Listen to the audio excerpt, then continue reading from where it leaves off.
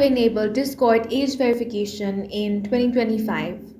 If you want to enable Discord age verification, the first thing you want to do is launch open the Discord app. If you do not have this app, you can open any web browser and head over to discord.com or install this app from Play Store or App Store. Now you want to tap on the U icon at the bottom right corner of your screen. Once you get here, tap on the gear icon at the top right corner. This should take you to settings. Now we want to scroll down and find the option of content and social. Select that. Now over here you want to find the option of age restricted commands. Find that.